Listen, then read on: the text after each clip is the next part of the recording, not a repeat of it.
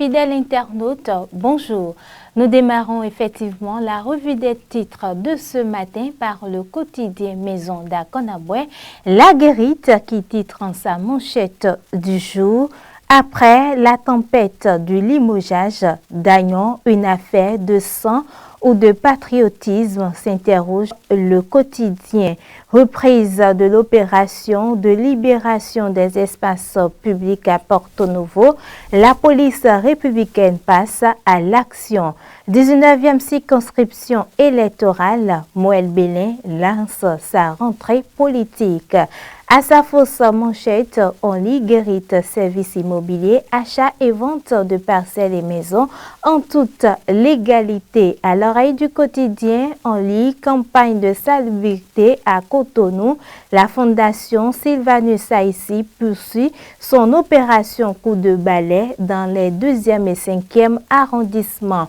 Filao News de ce matin titre élection générale de 2026.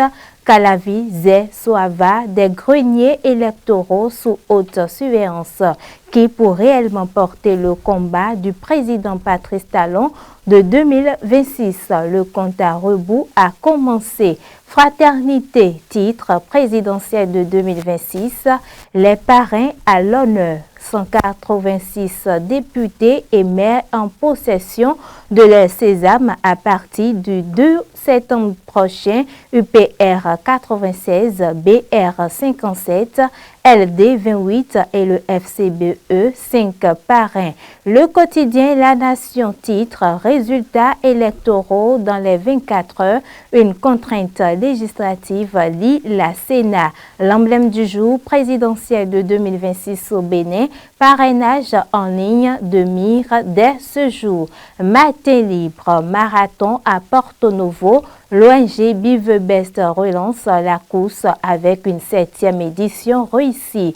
Éducation titre Fraise Yemoa, 2e au BEPC 2025.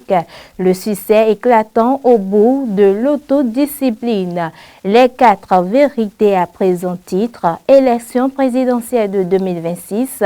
Le calendrier électoral du duo présidentiel dévoilé. La Sénat fixe une nouvelle date de retrait des formulaires de parrainage des candidats. Le paraclet du jour, visite découverte de la GDZ. Ghislaine Fagbon conduit les responsables d'étudiants sur le pôle d'industrie du Bénin. L'informateur présidentiel 2026, nouveau rendez-vous pour les parrainages, s'exclame le quotidien. Et on termine par le quotidien d'Akonaboué Maison La Guérite. Après la tempête du limogeage d'Agnon, une affaire de sang ou de patriotisme, s'interroge le quotidien. Reprise de l'opération de libération des espaces publics à Porto Novo, la police républicaine passe à l'action. 19e circonscription électorale, Moël Bélin lance sa rentrée politique. Guérite service immobilier, achat et vente de parcelles et maisons en toute légalité.